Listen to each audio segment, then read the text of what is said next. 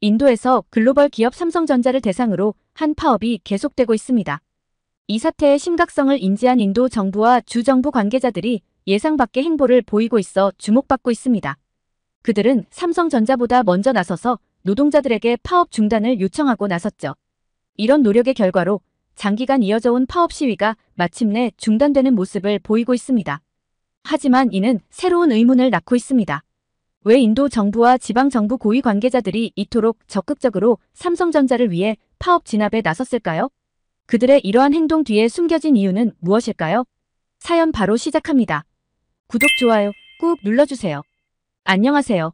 저는 하버드 대학교에서 국제경영학을 공부하고 있는 한국 유학생 지수입니다. 오늘은 제 인생에 큰 영향을 미친 특별한 수업 시간에 대해 이야기해 드리고 싶어요. 그날도 평소와 다름없이 글로벌 비즈니스 전략 수업을 들으러 강의실에 들어섰습니다. 존스 교수님의 수업은 항상 흥미진진했거든요. 자, 오늘은 최근 발생한 글로벌 기업의 위기 상황에 대해 이야기해 보겠습니다. 교수님의 말씀에 학생들의 시선이 일제히 앞으로 쏠렸어요. 저도 노트북을 켜고 빠르게 타이핑할 준비를 했죠. 삼성전자의 인도 공장에서 대규모 파업이 발생했습니다. 이는 단순한 노사 갈등을 넘어 글로벌 기업의 현지화 전략, 문화적 충돌, 그리고 국제 외교까지 얽힌 복잡한 사안이에요. 순간 제 귀가 쫑긋 섰습니다. 삼성전자라니 한국의 대표 기업 아닌가요? 가슴이 두근거리기 시작했어요. 이번 파업의 주요 원인은 임금 인상과 일자리 세습 문제입니다. 노동자들은 3년 안에 임금을 2배로 올려달라고 요구하고 있어요. 또한 퇴직 시 자녀에게 일자리를 물려줄 수 있게 해달라고 주장하고 있죠.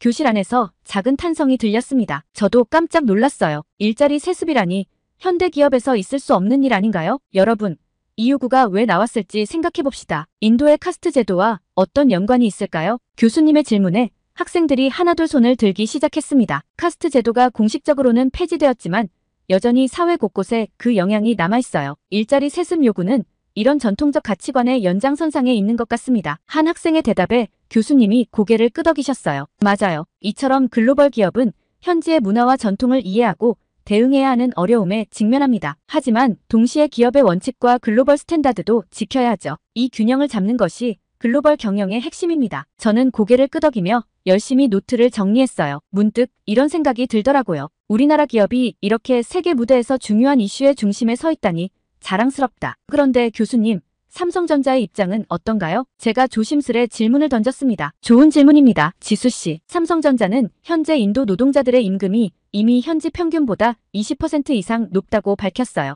또한 일자리 세습은 회사의 경쟁력을 해칠 수 있다며 수용하기 어렵다는 입장이죠. 교수님의 설명을 들으며 저는 깊은 생각에 빠졌어요. 한국 기업으로서 자부심도 느끼지만 동시에 이런 글로벌 이슈를 어떻게 해결해야 할지 고민도 되더라고요. 여러분, 이번 사태가 왜 중요할까요? 단순히 한 기업의 문제가 아니라는 걸 알아야 합니다. 교수님의 말씀에 모두가 귀를 기울였습니다. 삼성전자는 인도 전자제품 시장의 약 20%를 차지하고 있어요. 그리고 이 체나이 공장은 삼성전자 인도 매출의 약 20%를 담당하는 주요 생산기지입니다. 이 파업으로 인한 영향은 삼성전자뿐만 아니라 인도 경제에도 큰 타격을 줄 수 있어요. 저는 눈을 크게 뜨고 교수님의 말씀을 들었습니다. 한국 기업이 이렇게 큰 영향력을 가지고 있다니 놀라웠어요. 더 나아가 이 사태는 다른 글로벌 기업들에게도 중요한 선례가 될 수 있습니다. 어떻게 해결되느냐에 따라 앞으로의 국제 노사 관계에 큰 영향을 미칠 수 있죠. 수업이 끝나갈 무렵 저는 이 사례에 대해 더 깊이 연구해보고 싶다는 열망이 생겼어요. 다음 주까지 이 사례에 대한 여러분의 분석과 의견을 에세이로 제출해주세요. 글로벌 기업의 딜레마,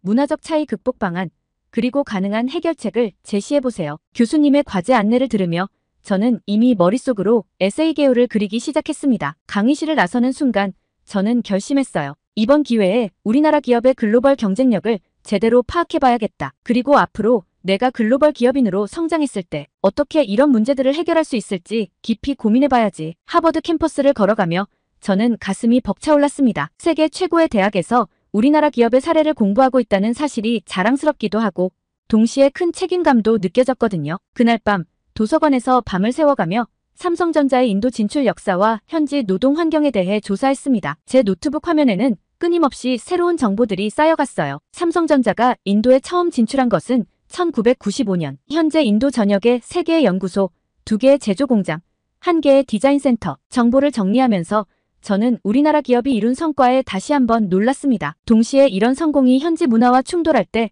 어떻게 해결해야 할지 그 고민의 깊이도 실감할 수 있었죠. 새벽녘, 피곤에 지친 눈을 비비며 기숙사로 돌아가는 길에 문득 이런 생각이 들었어요. 언젠가 나도 삼성전자 같은 글로벌 기업에서 일하게 될지도 모르겠다. 그때 이번 사례를 어떻게 기억하고 있을까? 그 순간 저는 제 미래의 모습을 그려보았습니다. 글로벌 기업의 회의실에서 자신 있게 의견을 내는 모습, 현지 직원들과 소통하며 문화적 차이를 극복해 나가는 모습, 그 모든 것이 오늘 배운 교훈에서 시작될 거라고 믿었어요. 다음 날 눈 밑에 다크서클을 짙게 두르고 강의실에 들어섰지만 제 마음은 그 어느 때보다도 가벼웠습니다. 이번 과제를 통해 제가 한 걸음 더 성장할 수 있을 거라는 확신이 들었거든요. 그리고 무엇보다 세계 무대에서 당당히 경쟁하는 우리나라 기업들을 보며 저 역시 언젠가 그 대열에 합류하고 싶다는 꿈을 키우게 되었답니다. 수업이 끝난 후 저는 도서관으로 향했습니다. 머릿속은 온통 삼성전자의 인도 공장 파업 소식으로 가득 찼어요. 단순한 과제 이상의 무언가가 저를 이 사례로 이끌고 있었죠. 도서관 구석에 자리를 잡고 노트북을 펼쳤습니다. 처음에는 단순히 뉴스 기사들을 훑어보는 것으로 시작했어요. 하지만 점점 더 깊이 파고들수록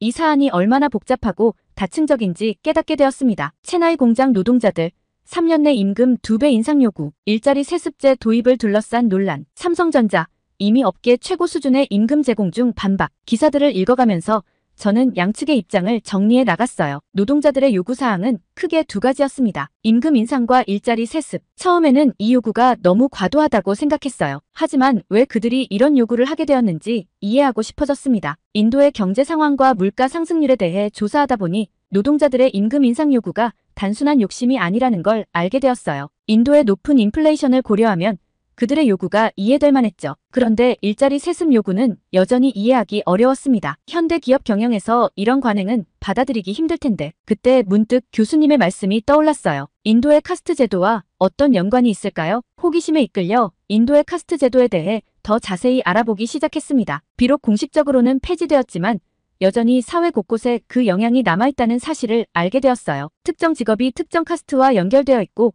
이것이 대를 이어 전승되는 경우가 많다는 거죠. 저도 모르게 탄성이 나왔습니다. 노동자들의 일자리 세습 요구가 단순한 이기심이 아니라 그들의 문화와 전통에 뿌리박힌 요구라는 걸 깨달은 거예요. 하지만 동시에 삼성전자의 입장도 이해가 되기 시작했습니다. 글로벌 기업으로서 이런 요구를 수용하기는 어려울 거예요. 능력 중심의 인사정책, 공정한 기회 제공, 이런 원칙들이 무너질 수 있으니까요. 밤이 깊어갈수록 저는 이 문제가 단순한 노사 갈등이 아니라는 걸 점점 더 실감하게 되었습니다. 이것은 전통과 현대의 충돌, 지역 문화와 글로벌 스탠다드의 대립이었어요. 새벽 2시, 피곤에 지친 눈을 비비며 커피를 한 잔 더 주문했습니다. 그리고 계속해서 자료를 찾아 나갔어요. 어떻게 이 회사가 인도에서 이렇게 큰 영향력을 갖게 되었을까요? 처음에는 작은 규모로 시작했지만 지속적인 투자와 현지화 전략으로 빠르게 성장해 왔다는 거죠. 대단하다. 저도 모르게 감탄사가 나왔어요. 우리나라 기업이 이렇게 해외에서 성공을 거두다니 자부심이 느껴졌습니다. 하지만 동시에 의문도 들었어요. 이렇게 성공적으로 현지화를 해왔는데 왜 지금 이런 큰 갈등이 발생한 걸까요? 더 깊이 파고들수록 현지화 전략의 복잡성을 이해하게 되었습니다. 단순히 현지의 모든 요구를 수용하는 게 아니라 기업의 원칙과 현지의 요구 사이에서 균형을 잡는 것이 중요하다는 거죠. 새벽녘, 저는 제 노트북 화면을 바라보며 깊은 생각에 빠졌습니다. 화면에는 제가 몇 시간 동안 정리한 내용들이 가득했어요. 이 모든 정보를 정리하고 나니 문제의 복잡성이 더욱 선명하게 다가왔습니다. 어느 한쪽의 입장만을 지지하기 어려운 상황이었어요. 그때 문득 한 가지 아이디어가 떠올랐습니다. 양측의 입장을 모두 고려한 중재안을 만들어보면 어떨까? 아이디어를 정리하면서 저는 점점 더 흥분되기 시작했어요. 이런 방식으로 접근하면 양측 모두를 만족시킬 수 있지 않을까요? 새벽 하늘이 밝아오기 시작할 때쯤 저는 마지막 문장을 적었습니다. 글로벌 기업의 성공은 단순히 이익을 추구하는 것이 아니라 현지 문화와의 조화 속에서 지속 가능한 성장을 이루는 것에 있다. 노트북을 덮으며 저는 깊은 만족감을 느꼈습니다. 이번 연구를 통해 글로벌 경영의 복잡성과 도전을 실감할 수 있었고 동시에 우리나라 기업의 세계적 위상도 새삼 깨닫게 되었어요. 기숙사로 돌아가는 길, 보스턴의 차가운 새벽 공기가 제 뺨을 스쳤습니다. 피곤했지만 마음은 그 어느 때보다 충만했어요. 언젠가 나도 이런 글로벌 이슈를 직접 다루는 위치에 서게 될까? 하는 생각에 가슴이 뛰었습니다. 드디어 중간 발표 날이 왔습니다. 밤새 준비한 자료를 들고 강의실에 들어서자 긴장감이 느껴졌어요. 존스 교수님께서 미소 지으며 저를 맞이해 주셨죠. 자, 지수씨, 오늘 발표 준비 잘하셨나요? 네, 교수님. 열심히 준비했습니다. 떨리는 마음을 진정시키며 발표를 시작했어요. 안녕하세요. 오늘 저는 삼성전자 인도 공장의 파업 사태에 대해 발표하겠습니다. PPT 첫 장을 넘기며 말을 이어갔습니다. 이번 파업의 핵심은 임금 인상과 일자리 세습 문제입니다. 하지만 이는 단순한 노사 갈등이 아닌 문화적 차이와 글로벌 기업의 현지화 전략이 충돌한 결과라고 볼 수 있습니다. 학생들이 관심 있게 듣는 모습에 자신감이 생겼어요. 계속해서 제가 조사한 내용을 설명했죠. 인도의 카스트 제도와 전통적 가치관이 일자리 세습 요구의 배경이 되었고 높은 물가 상승률이 임금 인상 요구로 이어졌습니다. 반면 삼성전자는 그때였어요. 갑자기 뒷자리에서 누군가가 손을 번쩍 들었습니다. 잠깐만요. 모두의 시선이 그쪽으로 향했어요. 중국에서 온 유학생 리양이었습니다. 리양, 무슨 일인가요? 교수님께서 물으셨어요. 리양이 자리에서 일어나 저를 노려보며 말했습니다. 이건 너무 편향된 시각 아닌가요? 삼성전자가 마치 피해자인 것처럼 말하고 있잖아요. 순간 당황스러웠어요. 제 발표가 그렇게 들렸나요? 아니에요.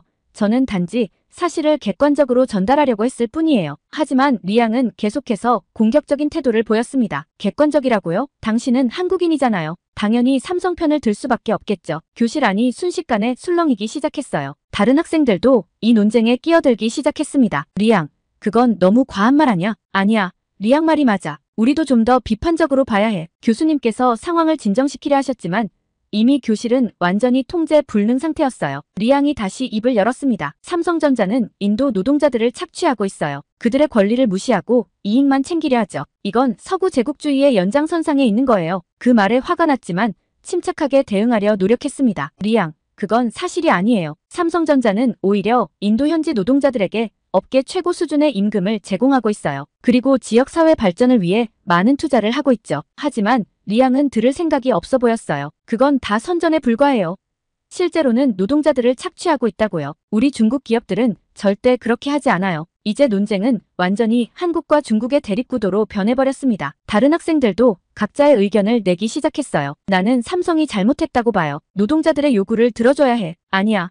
기업도 생존해야 하잖아. 무조건적인 요구 수용은 불가능해. 교실은 완전히 국제 갈등의 축소판이 되어버렸어요. 미국, 유럽, 아시아 등 다양한 국적의 학생들이 각자의 시각으로 이 문제를 바라보고 있었죠. 저는 점점 더 곤란한 상황에 빠졌습니다. 객관적인 시각을 유지하려 했지만 리양의 공격적인 태도에 감정이 격해지기 시작했어요. 리양, 당신도 편견을 가지고 있는 것 같아요. 중국 기업들이 완벽하다고 생각하나요? 오히려 인권 침해 문제로 더 많은 비판을 받고 있잖아요. 말하고 나서 후회했지만 이미 늦었어요. 교실은 더욱 뜨겁게 달아올랐습니다. 그때 교수님께서 큰 소리로 말씀하셨어요. 자, 모두 진정합시다. 이것이 바로 글로벌 비즈니스의 현실입니다. 국가 간, 문화 간 갈등과 오해는 늘 존재하죠. 우리의 목표는 이런 갈등을 이해하고 해결책을 찾는 것입니다. 교수님의 말씀에 교실이 조금씩 진정되기 시작했어요. 지수씨, 리양군, 두 분 다 좋은 지적을 해주셨습니다. 이런 다양한 시각이 있다는 것 자체가 중요한 학습 포인트예요. 지수씨,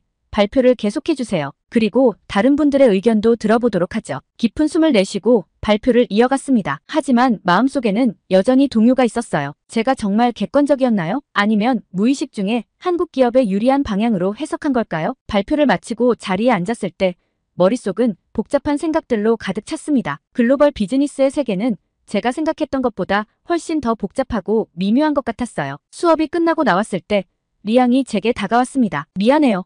아까 너무 과했던 것 같아요. 하지만 여전히 당신의 관점에 동의할 수 없어요. 괜찮아요, 리양. 저도 미안해요. 우리 서로의 입장을 이해하려 노력해야겠네요. 악수를 나누긴 했지만 여전히 긴장감이 느껴졌어요. 이날의 경험은 제게 큰 교훈을 주었습니다. 글로벌 리더가 되기 위해서는 단순히 지식만으로는 부족하다는 것을요. 다양한 문화와 관점을 이해하고 갈등 상황에서도 냉정을 유지할 수 있는 능력이 필요하다는 것을 깨달았습니다. 기숙사로 돌아가는 길, 제 마음은 여전히 복잡했어요. 하지만 동시에 이런 경험이 제 성장에 큰 도움이 될 거라는 확신도 들었습니다. 앞으로 제가 맞닥뜨릴 더 큰 도전들을 위한 준비 과정이라고 생각하기로 했어요. 그날 밤 노트북을 켜고 오늘의 경험을 정리하기 시작했습니다. 글로벌 리더의 자질이라는 제목 아래 제가 배운 교훈들을 하나씩 적어 내려갔어요. 이 경험이 제 미래의 커리어에 어떤 영향을 미칠지, 그리고 앞으로 어떻게 더 발전해 나가야 할지에 대한 계획도 세웠습니다. 발표 이후 며칠 동안 저는 머릿속이 복잡했어요. 리양과의 논쟁이 계속 떠올랐죠. 그러던 어느 날 아침, 평소보다 일찍 일어나 도서관에 가기로 했습니다. 도서관으로 향하는 길, 캠퍼스 건물 앞에서 청소를 하고 계신 분을 보았어요. 평소에는 그냥 지나쳤을 텐데 이날은 왠지 모르게 발걸음이 멈춰졌습니다. 안녕하세요. 추운 아침인데 고생이 많으시네요. 제 인사에 청소부 아주머니가 고개를 들어 미소 지으셨어요. 괜찮아요. 이게 내 일이니까요. 그분의 말투에서 어딘가 익숙한 억양이 느껴졌어요. 혹시 인도 분이세요? 네, 맞아요. 어떻게 아셨어요? 아, 제가 최근에 인도에 대해 공부하고 있거든요. 실례가 안 된다면 이름이 어떻게 되세요? 아니타예요. 당신은요? 저는 지수라고 해요. 한국에서 왔습니다. 아니타의 표정이 밝아졌어요. 아, 한국.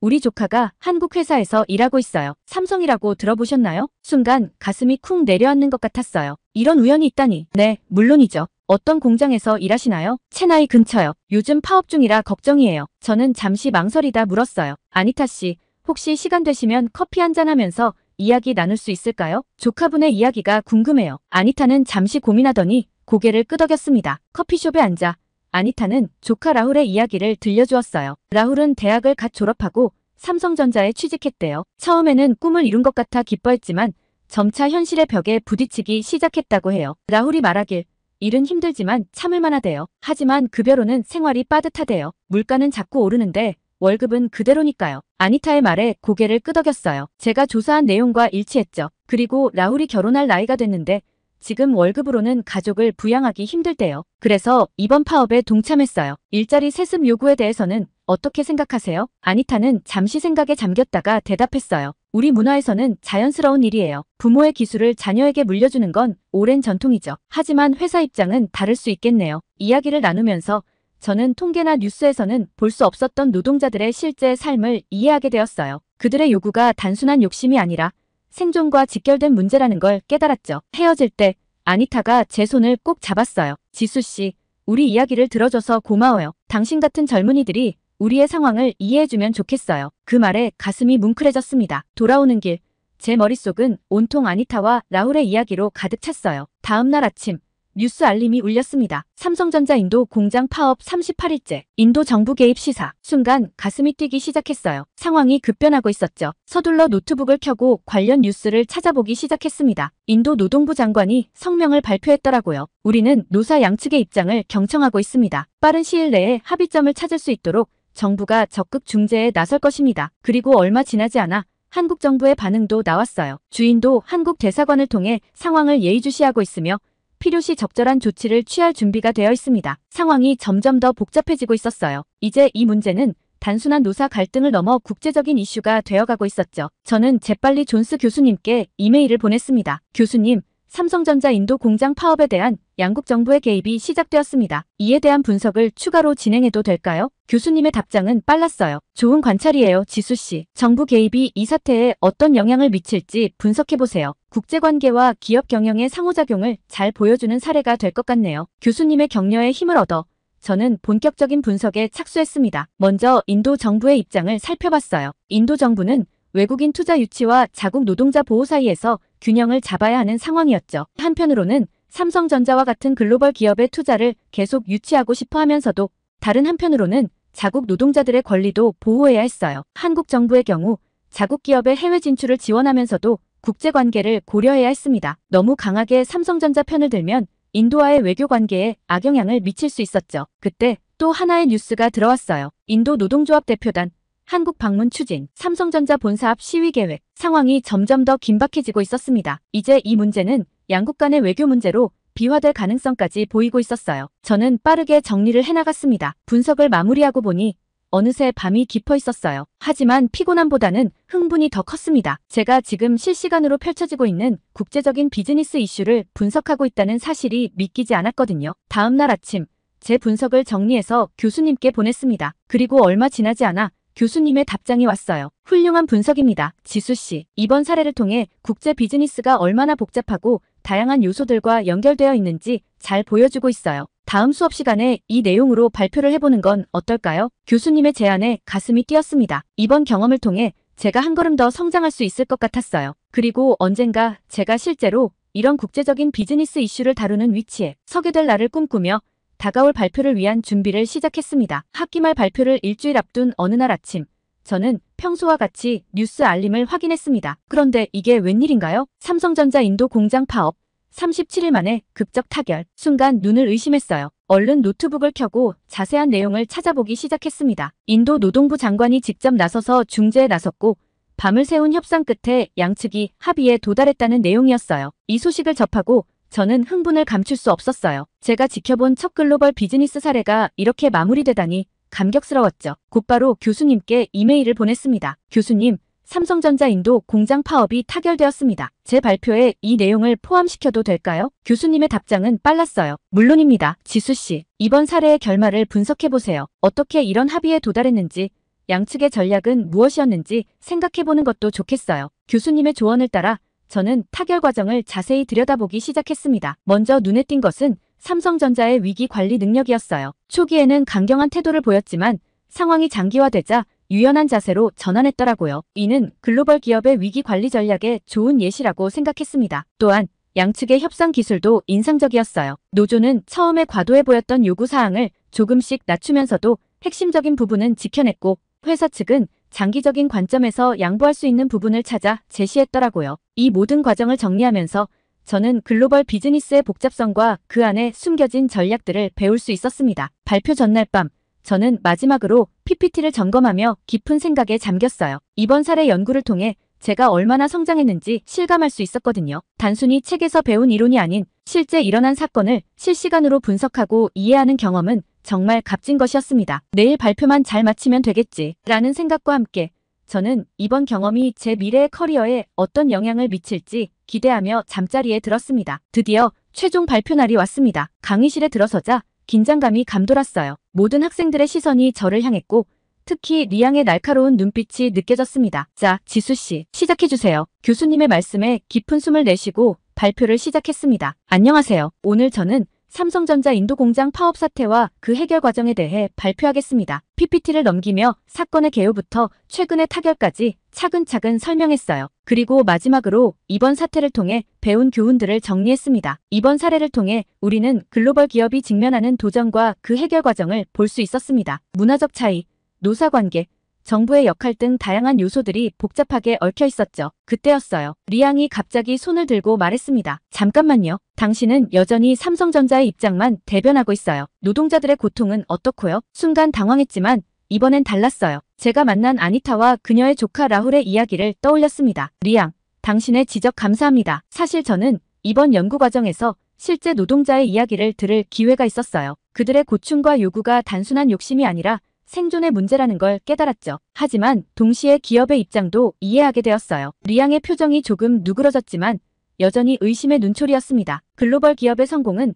단순히 이익 추구가 아닌 현지 문화와의 조화 속에서 지속 가능한 성장을 이루는 것에 있습니다. 이번 타결안은 그 좋은 예시라고 볼 수 있어요. 설명을 이어가던 중 또 다른 학생이 질문했습니다. 그렇다면 왜 처음부터 노동자들의 요구를 수용하지 않았나요? 시간과 비용 낭비 아닌가요? 이 질문에 저는 잠시 생각에 잠겼다가 대답했습니다. 좋은 지적입니다. 하지만 기업 경영은 그렇게 단순하지 않아요. 모든 요구를 무조건 수용하면 장기적으로 기업의 경쟁력이 떨어질 수 있습니다. 이번 협상 과정은 양측이 서로의 입장을 이해하고 타협점을 찾아가는 과정이었다고 볼 수 있어요. 리양이 다시 끼어들었습니다. 그래도 결국 삼성전자가 노동자들을 착취한 거 아닌가요? 우리 중국 기업들은 절대 그렇게 하지 않아요. 이번엔 제가 차분히 대답했습니다. 리양, 모든 나라와 기업에는 장단점이 있어요. 중국 기업들도 노동 문제나 환경 문제로 비판받는 경우가 있죠. 중요한 건 문제를 인식하고 개선해 나가려는 노력입니다. 이번 사례에서 삼성전자는 그런 노력을 보여줬다고 생각해요. 강의실이 조용해졌습니다. 교수님께서 고개를 끄덕이시며 말씀하셨어요. 훌륭한 대답입니다. 지수씨, 여러분.